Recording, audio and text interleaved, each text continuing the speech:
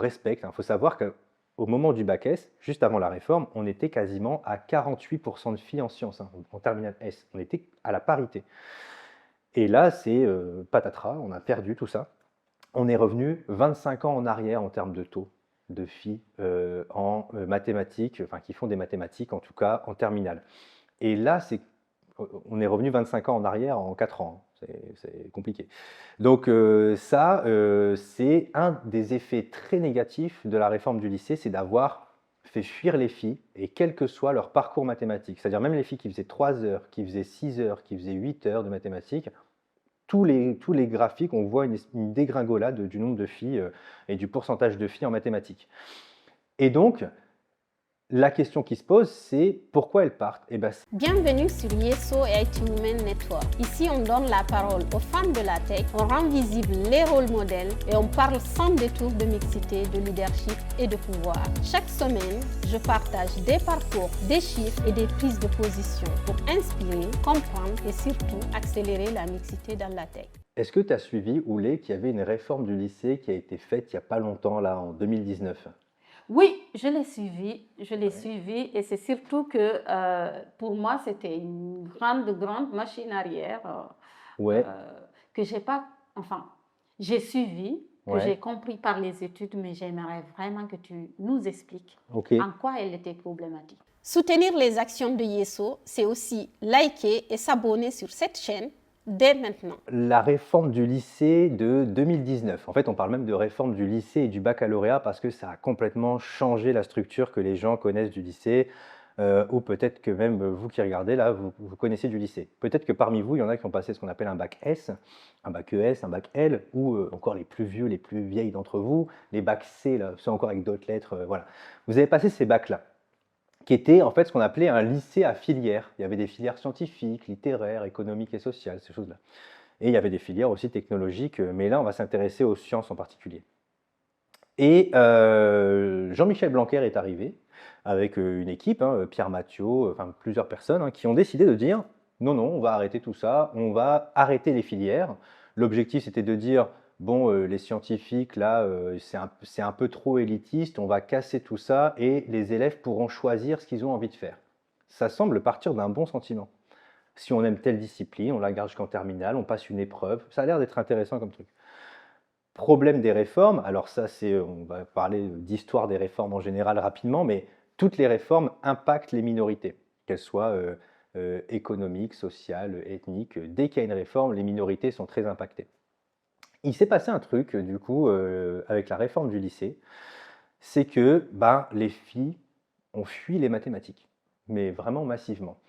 Et moi, enseignant au lycée, je le vois, en fait, on voit vraiment de moins en moins de filles être en terminale spécialité mathématiques. C'est-à-dire que maintenant, quand vous êtes au lycée, vous rentrez en seconde, on vous dit à la fin de la seconde, il faut choisir 3 matières. Il faut choisir 3 matières. Vous avez un âge où vous n'avez pas trop envie de choisir. Mais il faut choisir 3 matières qui vont avoir un impact par la suite quand même. Les 3 matières que vous choisissez en première, en terminale, ne demandez pas pourquoi, il faut en abandonner une des 3. Bon, ça c'est un autre délire.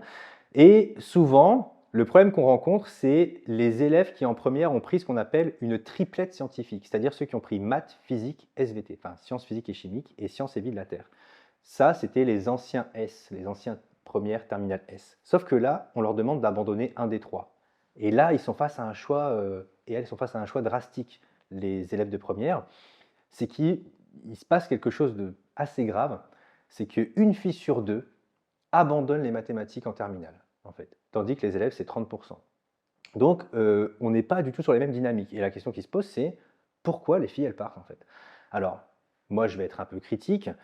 Bien évidemment, avant, on le savait qu'elles n'allaient pas faire des maths. Quand elles faisaient une terminale S, on savait que massivement, les filles n'allaient pas aller en licence mathématiques, n'allaient pas aller en licence d'informatique, n'allaient pas aller faire de la physique, elles allaient faire de la médecine, on le savait.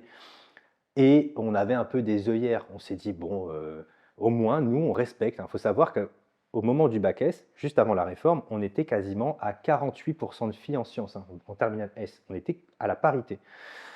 Et là, c'est patatras, on a perdu tout ça. On est revenu 25 ans en arrière en termes de taux de filles en mathématiques, enfin qui font des mathématiques en tout cas en terminale. Et là, on est revenu 25 ans en arrière en 4 ans. C'est compliqué. Donc ça, c'est un des effets très négatifs de la réforme du lycée, c'est d'avoir fait fuir les filles, et quel que soit leur parcours mathématique. C'est-à-dire même les filles qui faisaient 3 heures, qui faisaient 6 heures, qui faisaient 8 heures de mathématiques, tous les graphiques, on voit une dégringolade du nombre de filles et du pourcentage de filles en mathématiques. Et donc, la question qui se pose, c'est pourquoi elles partent? Et ben, c'est encore une fois, c'est ces histoires de rôle modèle. En fait, les filles ne se projettent pas dans les métiers mathématiques. Mais attention, ce n'est pas de leur faute, hein. Moi, souvent, j'entends autocensure. Je déteste ce terme parce que ce n'est pas de l'autocensure, c'est de la censure sociale. C'est tout un système qui leur fait comprendre, pensez à Girl Math, tout ça, c'est tout un système qui leur fait comprendre que elles ne sont pas faites pour faire des mathématiques. Donc, si elles ont l'occasion de l'abandonner, elles vont l'abandonner, en fait. Et ça, c'est vraiment quelque chose qui est assez grave parce que, par exemple, vous prenez le service statistique du ministère de l'Éducation nationale qui s'appelle la DEP, D-E-P-P. Ils ont des notes qui sont en ligne, gratuites, que vous pouvez télécharger, que vous pouvez analyser. Et ils ont montré un truc assez surprenant, enfin moi en tout cas ça m'a beaucoup surpris quand j'ai vu ça, c'était que la première année de la réforme du lycée, ils avaient montré le nombre d'élèves qui faisaient terminale, enfin qui faisaient option maths experte en terminale. Vous allez me dire, c'est quoi encore ce truc? Je sais que c'est un peu c'est vraiment un peu le brouillard tout ça, je sais. En gros, en terminale, si vous voulez plus tard faire une classe prépa pour faire des écoles d'ingénieurs, des grandes écoles, essayez d'imaginer Centrale, Polytechnique, ENS, tout ça, ces grandes écoles-là. Il faut avoir fait une prépa avant, une classe préparatoire, idéalement une grande classe prépa. Et avant ça, au lycée, il faut avoir pris en terminale SPE-Maths et une option qui s'appelle Maths Experte. Et du coup, vous faites 9 heures de maths par semaine. Si vous ne faites pas Maths Experte, il y a très très peu de chances que vous rentrez dans des grandes prépas et du coup, très peu de chances qu'ils soient. Pourquoi je vous parle de Maths Experte? Parce que cette note a montré que la première année, massivement, les personnes qui ont pris Maths Experte en terminale, c'était des garçons issus de milieux très favorisés. Et très peu de filles et très peu de pauvres aussi, de catégories, ce qu'on appelle les CSP- et les CSP+. Et donc là, on avait très peu de filles et très peu de personnes issues de milieux défavorisés. Mais par contre, on avait beaucoup de garçons riches et qui avaient pris Maths Experte. Bah forcément, ils savaient où choper l'information, ils savaient quoi prendre pour aller en prépa, ils savaient quoi prendre pour aller dans les grandes écoles. Et là, il se passe quelque chose d'assez grave, c'est que les écoles d'ingénieurs, on a 2 problèmes. C'est que non seulement il y a une crise des ingénieurs et il y a une crise aussi dans l'informatique, il y a de moins en moins de personnes qui veulent y aller, mais au-delà de ça, on a de moins en moins de filles et de femmes qui vont y aller parce que justement, elles ne prennent pas SPE-Maths et Maths Experte. Donc ça, c'est vraiment mécanique, hein. Il faut savoir que c'est quelque chose de mécanique. Si elles ne sont pas là au lycée, elles ne seront pas là en prépa et elles ne seront pas là dans les grandes écoles. Donc ça, c'est si on ne règle pas le problème ici, là, déjà, la réforme du lycée, c'est-à-dire qu'idéalement, ça serait bien qu'on se dise, bon, allez, on a merdé, on vient un petit peu en arrière, on s'excuse, en gros, mais c'est même pas ce qui est fait, là. On laisse la réforme du lycée se faire, et là, on n'aide pas du tout le système, parce qu'en 2026, il y a une épreuve de mathématiques qui sera collée à l'épreuve de français, comme ce que vous appelez le bac français à l'époque en première, et après, beaucoup d'élèves peuvent ne plus jamais faire de mathématiques. Et ça, c'est un vrai problème. Et alors, pourquoi moi, je pense quand même que l'ancien système était mieux, même si plein de gens pensent que, notamment des élus pensent qu'il n'était pas bien. Moi, je pense qu'il était quand même bien parce que même si on savait que des filles allaient partir en médecine après, même si on savait qu'elles allaient partir en médecine, au moins, on avait encore 2 ans, première terminale, pour les convaincre que leur place, si elles voulaient faire des maths, bien évidemment, l'idée, c'est pas de forcer les élèves, mais c'est si elles voulaient faire des maths, on avait encore 2 ans pour les convaincre qu'elles avaient toute leur place en mathématiques, en informatique ou dans ce qu'on appelle parfois les sciences dures. Et là, on perd ça. Parce que si dès la seconde, elles prennent pas maths, c'est fini, hein. Déjà, on ne les verra plus dans les grandes écoles, ça c'est terminé. Et si en première, elles abandonnent, c'est fini aussi. Donc là, malheureusement, sans modification du système, c'est-à-dire sans revenir en arrière, ou soit vraiment en mettant un vrai tronc commun de mathématiques pour qu'on puisse les retrouver dans les grandes écoles, on ne réglera pas cette hémorragie, parce que là, il y a vraiment de moins en moins de filles et de moins en moins de personnes en général, mais surtout de moins en moins de filles qui font des mathématiques. Et là, je pense que les pistes de solutions, malheureusement, nous, à notre échelle, on ne peut rien faire. Les seuls là qui peuvent faire des choses, c'est des personnes qui sont dans les ministères, qui gèrent vraiment les programmes scolaires, qui gèrent vraiment les contenus des heures des élèves dans leur planning. Et si on ne modifie pas ça, je pense très sincèrement qu'on ne réglera pas le problème de filles en sciences, parce que ce n'est pas nous, en tant qu'enseignants, avec nos maigres petits bras, en disant si, si, vous pouvez y aller, si le système ne nous aide pas. Donc malheureusement, là, c'est plus entre nos mains, c'est aux mains de ceux qui sont au-dessus de nous et qui décident justement dans des ministères de ce qu'il faut mettre comme heure là, là et là en mathématiques, quoi. Et malgré qu'il y a eu des études, j'ai vu là Ouais, des études, c'est plus si c'est femmes et maths, qui montraient les 25 ans de retour, enfin ouais. de perte de combat quelque part. Malgré ça, il n'y a pas eu de rétropédalage un petit peu, il n'y a pas... En fait, Non, non, non, bah, la réponse est non. oui, oui, je vois dans les infos, je vois Ouais, dans ouais. les études que je vois pour Yeso, mais tu ne sens pas une dynamique de faire rétropédalage de ça, Non, parce qu'en fait, enfin, il y a tellement de problèmes à soulever à ce niveau-là. Déjà, il faudrait avouer que ces personnes se sont trompées. Oui, Ce qui est oui, déjà, oui, pour moi, je pense, ça va être compliqué de faire cet aveu en disant ah, on est vraiment désolé, on s'est trompé pendant plusieurs années. mais c'est fou, Donc c'est c'est... pourtant c'est tellement simple Oui, oui, mais je pense de que se ça tromper c'est et de se vraiment, dire, bah, je me ça suis pour moi, c'est trompée. vraiment compliqué. Et puis en fait, imaginons je reprends le problème des mathématiques, ou même imaginons on propose d'aller de pas mettre des mathématiques, mais faire moitié maths, moitié informatique pour justement Mm. préparer nos futures générations à être là dans le numérique plus tard. Oui, Mais ça demande d'avoir des enseignants de mathématiques et d'informatique. oui, Et oui, on les a pas. et on ne les a pas, Donc, ouais. comme bah, là aussi, ils se sont dit, bon, est-ce qu'on ne pourrait pas régler le problème deux en un? C'est pas complotiste ce que je dis, mais ça semble quand même très bien tomber d'avoir fait cette réforme-là au moment, donc de Oh. retirer un peu de mathématiques, Oui, au on a un moment où on problème est en galère Ouais. de trouver des enseignants de mathématiques. Mm. Donc, c'est un peu, c'est vraiment compliqué. C'est tellement un problème aussi là aussi qui est multifactoriel, hein. Il y a des choses qu'il faut régler d'un point de vue poste, des Mm. enseignants, tout ça, Mm. mais aussi d'un point de vue formation des élèves et aussi d'un point de vue inégalité. Donc ouais, moi je pense que là, c'est encore une fois, c'est des prises de décision des décideurs et décideuses politiques plus haut. Mm. Mais nous, c'est sûr que sur le terrain, on ne pourra pas, enfin, on n'arrivera pas à tout faire et tout seul et toute seule. Ça, c'est Et certain. après, on nous parle de France 2030, numérique France 2030. On n'y Après, sera pas, on hein. nous parle Très sincèrement, on n'y sera pas. de l'égalité professionnelle, c'est une cause Ouais. de quinquennat. On nous parle de plein de choses. Mm. Et franchement, Oui, on y sera, mais malheureusement, on n'y sera pas parce que c'est surévolté, quoi, c'est pas la possible. formation, ouais, la formation dans les lycées notamment, elle devient de plus en plus pauvre en mathématiques et en informatique, malheureusement. Alors, la NSI sauve le truc en informatique parce qu'il y a une spécialité qui est apparue. Ça, c'est peut-être l'avantage de la réforme du lycée, c'est qu'il y a cette spécialité NSI qui est apparue.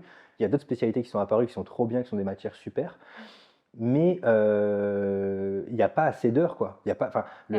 enfin, même si vous prenez l'informatique en tronc commun, Tu ne deviens pas il n'y a experte pas, avec ça, quoi. voilà. Ouais. Et donc, bah non, on sera pas. On prend des pays qui ont préparé leur génération. Enfin, l'exemple de l'Inde, par exemple, l'Inde a vraiment compris ce qui allait se passer, quoi. L'Inde, ils ont à un moment dit, bah, dans les programmes scolaires, on va mettre de l'informatique à tous les niveaux, de manière graduelle. Ça a bousculé un petit peu les choses. Et là, ce sont aujourd'hui, quasiment c'est les des pionniers, experts. ouais, Oui, c'est clair, ouais. de l'informatique. Donc, effectivement, ils ont su prendre le virage. Mais l'idée, c'est d'essayer de former, de ne pas cantonner l'enseignement à des choses. Même moi, parfois, je suis critique de ma discipline. Les mathématiques, ok, moi j'adore ça, et je conçois que tout le monde n'adore pas les mathématiques, je peux concevoir. Mais je pense qu'il y a quand même une base mathématique que tout le monde doit avoir, une base d'informatique que tout le monde doit avoir. Logique, par Moi, exemple. je pense qu'il faudra avoir une base de cinéma que tout le monde doit avoir, une base de telle chose que tout le monde doit des choses qu'on devrait apprendre à l'école. Pour moi, c'est vraiment ça. Les dessins, par exemple, pour la créativité qui et, aide dans tout. Et voir comment, après, on évalue tout ça. Ça, c'est un autre débat, mais ça demande de faire une refonte. Et là, ce qui était un peu dommage, malheureusement, avec la réforme du lycée, c'est qu'elle n'a pas été pensée avec les enseignants et les enseignantes. Ça, c'est le truc qui nous est arrivé comme un coup de massue. Vous impliquez et davantage. on s'est dit, waouh, en fait, on va devoir faire ça maintenant. Et en plus, ok, on va devoir faire ça et ça crée encore plus d'inégalités, hein, parce que c'est un peu ce que montre la réforme du lycée des graphiques, c'est que ça a aggravé les inégalités. Mm. Là, c'est vraiment, là, souvent on dit que l'école crée des inégalités ou les maintient. Là, Ça on est sur un exemple aggravé, quoi. vraiment Ouais. statistique Mm. et vraiment montré plusieurs Mm. fois Mm. que ça a aggravé. Et moi, je remercie une personne, parce que tu as cité Femmes et Maths, moi je remercie une personne qui s'appelle Mélanie Guéné, Mhm. qui est la vice-présidente de la SMF, la Société mathématique de France, qui a beaucoup travaillé sur ces graphiques, qui a également beaucoup répondu de manière avec article interposé à Jean-Michel Blanquer, qui était le responsable de la réforme du lycée, en expliquant que bah, si, les chiffres sont là, et voilà. Et parce que ça demande aussi une énergie et un travail, ouais, de devoir travail, se justifier à chaque fois, de dire que non, les trucs sont là, et que c'est pas parce que vous avez une position politique plus importante que nous, entre guillemets, que bah, vous avez forcément raison. Et c'est triste compliqué. que les politiques ont tout le temps cette attitude-là. C'est pas grave de se tromper, en fait. Bien sûr. Mais juste, tu rectifies le coup et on continue d'avancer. Surtout rétropédaler, c'est-à-dire mettre une réforme et se rendre compte que c'est pas bon, revenir sur la réforme d'avant, enfin l'état d'avant. C'est pas difficile puisque tu reprends quelque chose qu'on sait faire, qui existe, qui machin. On ne te dit pas d'améliorer, on te dit déjà, ok, le temps qu'on réfléchit, on va revenir sur ce qu'il y avait avant pour ne pas encore continuer de massacrer en fait. Ouais, bien sûr. Et c'est fou, franchement. C'est fou, je suis révoltée encore une fois et je vais continuer à l'être parce que les choses illogiques, il y en a tellement, c'est assez dingue. Vous qui nous regardez, dites-nous autour de vous si vous avez vu l'impact de cette réforme, si vos neveux, vos nièces, vous voyez quelque chose, ou est-ce que vous étiez au courant de cette réforme déjà, parce que si ça se trouve, ce n'est pas tout le monde qui est au courant.